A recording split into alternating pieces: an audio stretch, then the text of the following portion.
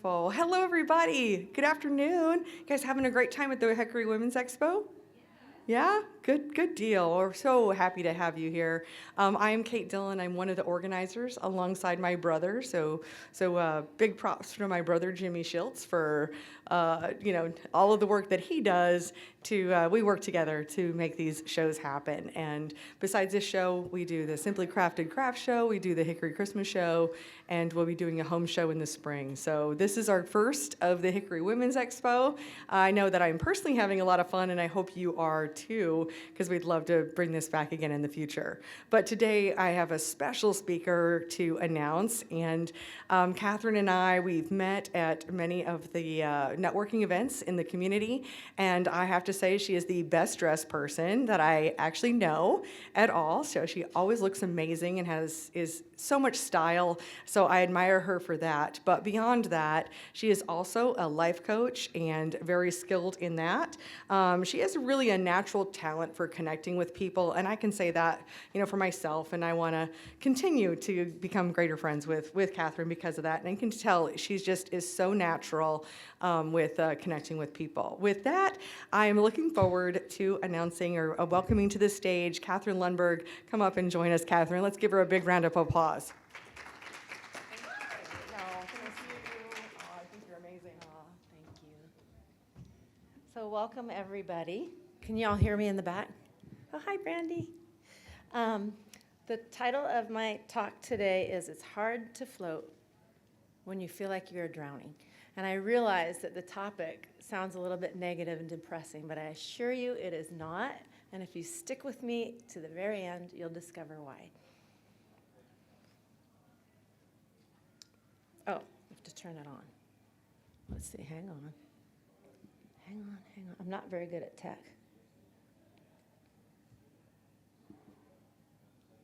Okay, now it's working.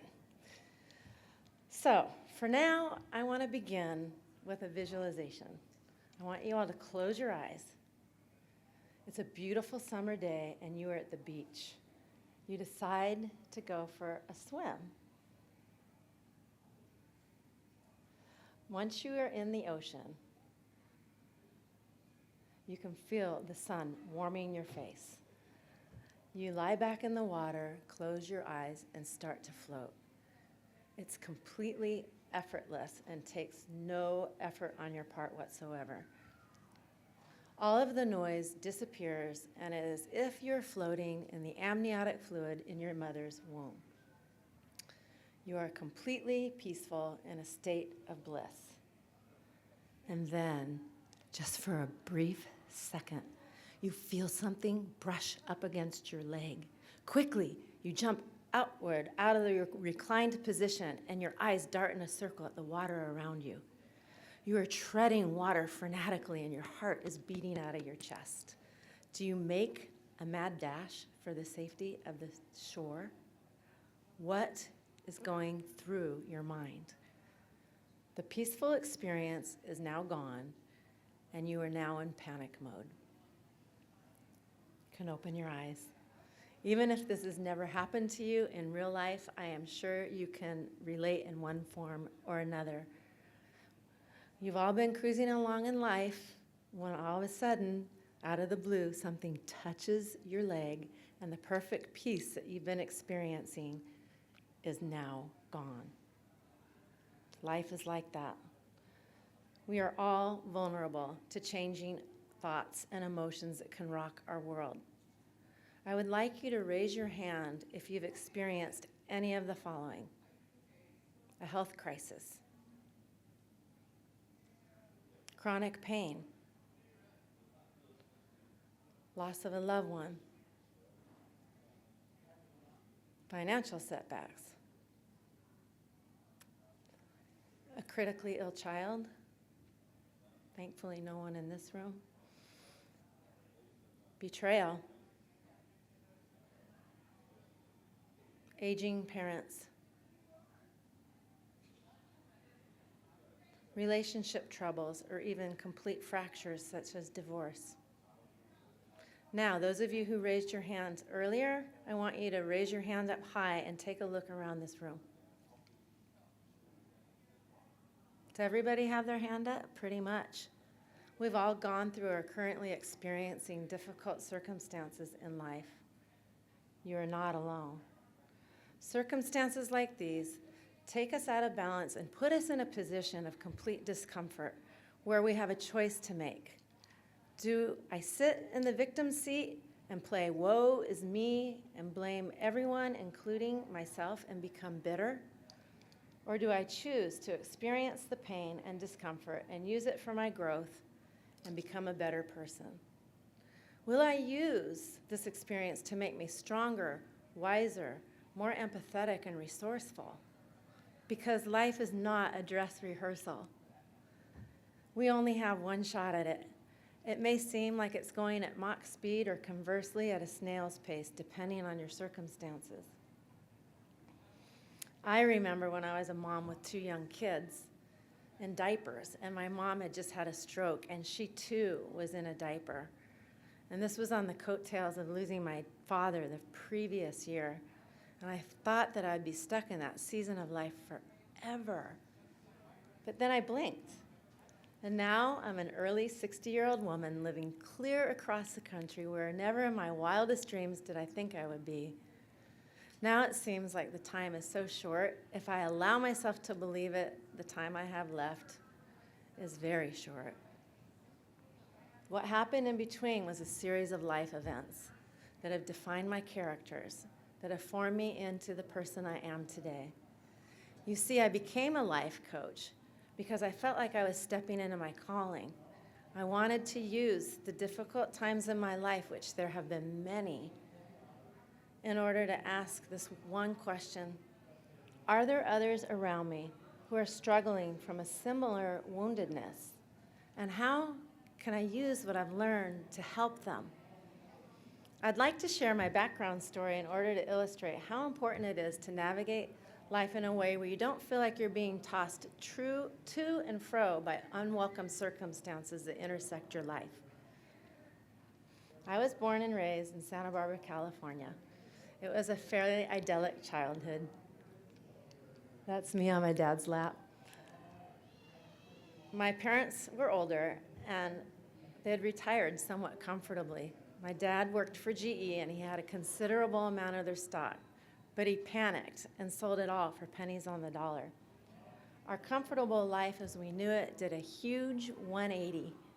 As a young child, I had no control over our financial situation, but I did have the ability to exercise gratitude and avoid having a scarcity mentality.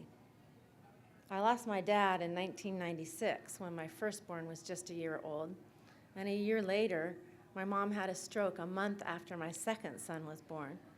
I was her primary caregiver for the 2 years preceding her death. It was really challenging having 2 children under the age of 3 and my mom, and their dad was gone quite a bit for business, so I was on my own about 75% of the time. I was left with a choice. Do I allow my circumstances to overwhelm me and become anxious and bitter, or do I find the joy in life despite my circumstances?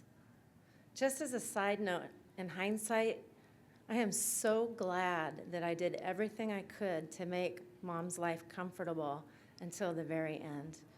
You never look back and think to yourself, I wish I hadn't done so much for my parents. My heart goes out to all of you who are experiencing a similar trial. Fast forward to December of 2003. My then husband, or wasband, as I like to call him, and I had moved from California to Oregon in order to raise our boys in a less affected environment. At that time, our marriage was unstable for a myriad of reasons. By 2009, we made the difficult decision to part ways. It was not amicable. In fact, his parting words were, "I'm going to destroy you." And he darn near did. But that's a story for another time. Nonetheless, it's still part of my story. For the second time since the death of both parents in my 30s, I had a choice to make: bitter or better.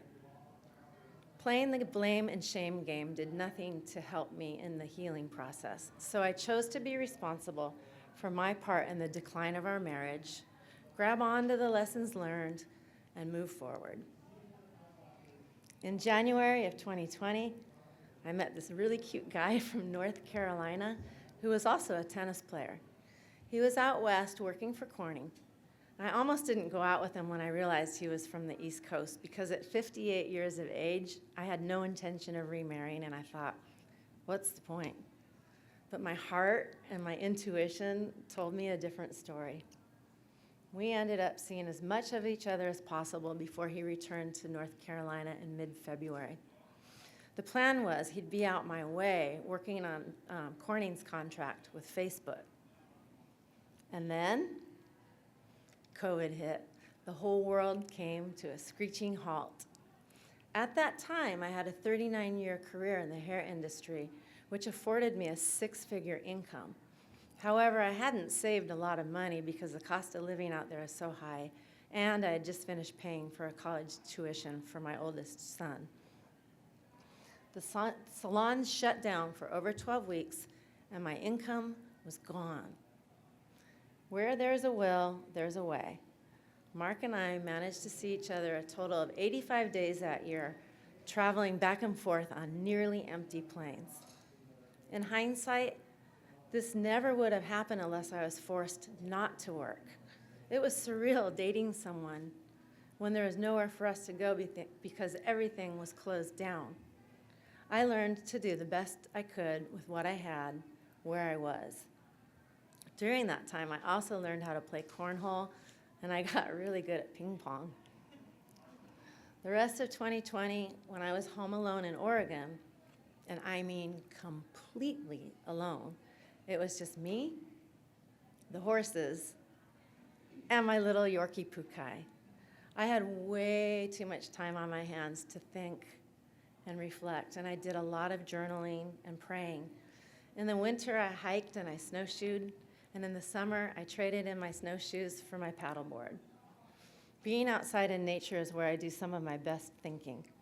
It became extremely clear to me that since my divorce, I had been living my life on autopilot. I did the same things over and over again. And each day, there was a level of comfort that I had built for myself, a world that was safe, predictable, and foolproof. Or at least I thought it was, until I had my ability to earn income ripped out from underneath me without a safety net. All of that reflected time led me to the conclusion that the reason why I stayed in the salon industry for 40 years were the relationships that I had formed with my clients. I could do hair blindfolded, and I'd become a color expert in my region. So the creative outlet with hair wasn't what brought me deep joy anymore. It was the conversations I had with my clients. Each appointment was like participating in the unfolding of their lives. I would problem solve, commiserate, laugh, and cry with each of them. Yes, it was in the doing life together that made me realize that the next chapter of my life was to become a certified life coach. And that's where I expended the majority of my energy for the remainder of 2020. When was the last time that you did a mental audit of your own life? Have you thought about what is working, what no longer serves you, and why, what needs to change in order to live life in a more fulfilling way? Have you taken the time to reflect and really be intentional about strategizing what you want to be and what you want to be doing as your future self? And if you do know what it is that you want, do you know how to get from where you are to where you want to be? And if not, why not? So many people get wrapped up in their daily obligations that they don't take the time to even think about what it is that they're doing. They just keep doing it.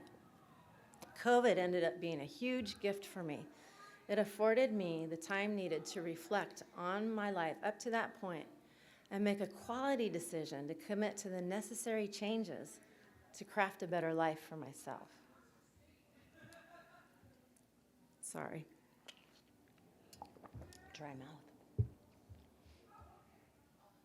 When Christmas of 2020 arrived, Mark asked me to move to North Carolina. And in February of 2021, I said goodbye to every last client and friend, my source of income, and most importantly, my adult children. There were a lot of tears the week before I got on that plane. I became a resident of Hickory, North Carolina. Immediately, I set out to create community for myself. I joined our local chamber, found a church, joined a tennis team, and started volunteering at Safe Harbor. I opted against employment in the hair industry, which has always been lucrative, in favor of pouring myself into creating Clarity Life Coaching. It was what I felt deeply convicted to do. I had poured my life into,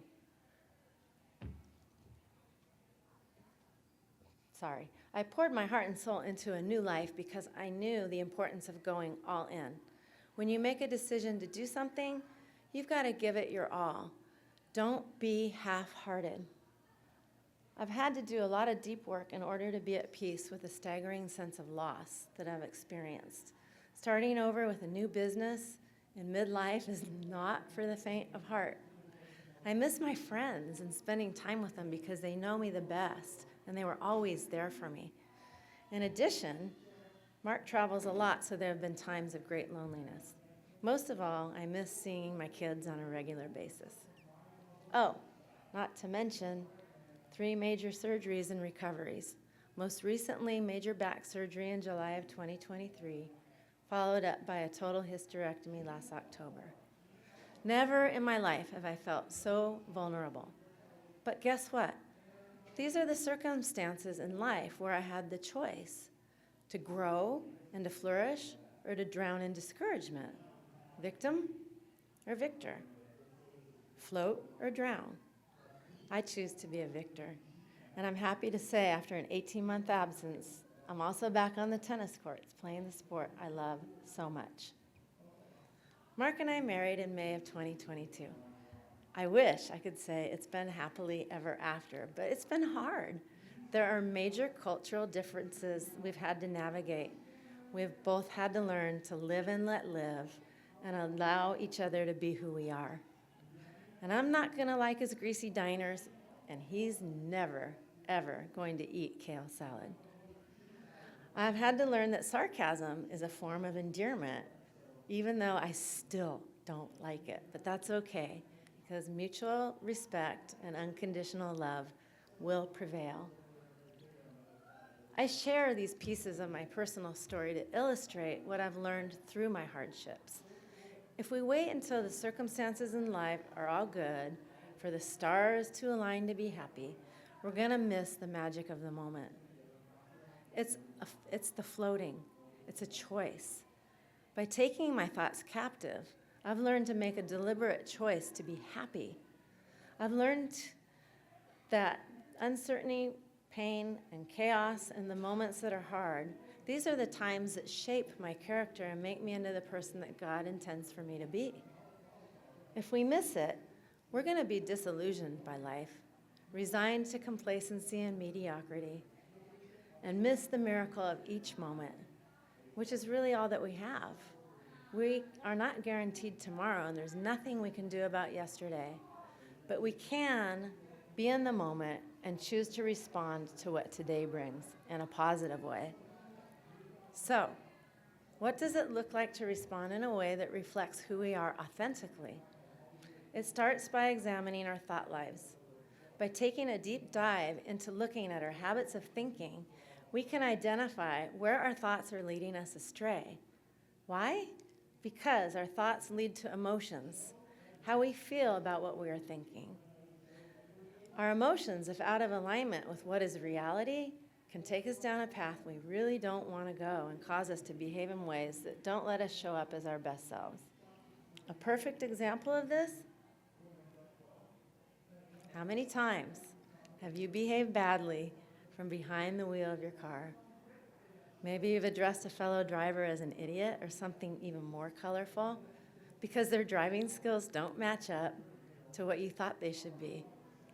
Anybody? Or is it just me? Her eyes got big. Here's a fun one. I'm going to tell on myself. About 10 months ago, I was at Publix waiting in line to pay for my groceries, and the girl that was standing in the line next to mine was staring at me. And without taking her eyes off of me, she leans over to whisper in her partner's ear something. I don't know what it was, but I was convinced it was something really rude, and she was a real you-know-what.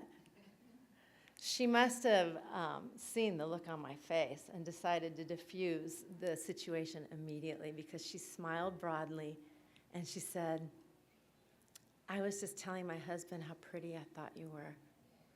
You guys, I couldn't have been more wrong." And I was so embarrassed. You see, our thoughts, when they're at risk, can really get us into trouble. They cause more upset, catastrophizing, and anxiety over things that didn't or probably never will ever happen. Moreover, they can cause us to react in a way that isn't in alignment with our character or our core values. Have you ever, at the end of the day, gone over your day in your head and thought to yourself, why did I say that? Or, why did I do that? So now that you have a better understanding of how our thoughts can hijack our emotions and change our behavior, I would be remiss in not mentioning that 90% of our thoughts go unnoticed. That's right, they're subconscious. So how do you identify those? I am so glad that you asked. I spent the first half of this year receiving a second coaching certification that addresses this very issue. Habit Finders is an organization that trains coaches to help you create an awareness of your thought life in order to change the habits of thinking that are keeping you from living your best life. We use an assessment that mathematically measures your patterns of thinking, and the results show you where these thoughts are showing up in a way that is either helpful or harmful. The assessment is free, and it only takes about 15 minutes.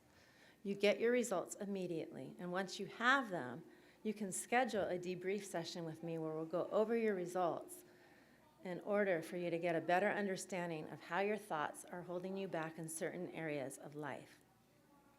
Unlike the DISC, Myers-Briggs, Enneagram, or so many of the others that are used today, this is not a personality or a temperament test, which can be radically altered depending on what you allow others to see. It's important to bear in mind, you are not your thoughts. Thoughts are situational and vary depending on what's currently happening in your life. Thoughts can also be triggered by past trauma that can affect your behavior.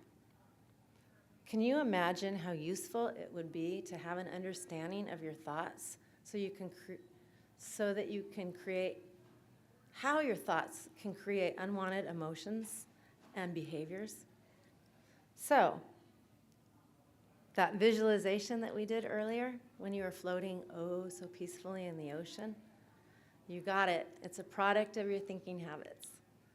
I'm pretty sure most of you went to a worst case scenario, like a jellyfish or a shark.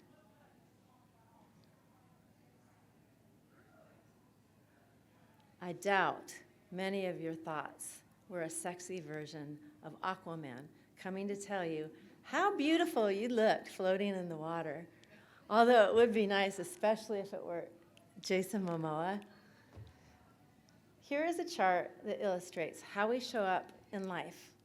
On the right is what it looks like when we are operating from our false selves. This is when we fall prey to the negative, aren't being mindful of our habits of thinking. The false self operates mostly from a place of fear. She is ego-driven. She is protective, inauthentic. She's defensive, hides her insecurities, and acts out of her ego. She can lack awareness and be judgmental. She can be envious, resentful, bitter, and even hateful. She's indifferent to the needs of others, self-protective, self-serving, and overall miserable. On the left is what it looks like to operate from our true selves. This is coming from a place of love. She knows her true identity and she's grounded in it. She is willing to be true, vulnerable, and open. She isn't afraid to acknowledge doubts. She is strong and resilient. She's aware of the needs of others and has an abundance mindset. Therefore, she's very generous with others. She is also forgiving, overflowing with love and compassion. She is protective of others and loves serving others. She's filled with joy. I don't know about you, but I really want to be that person. Can you think of anything more worthwhile than showing up in life and in the world around you in this way? And can you think of somebody right now that you know that's already like this?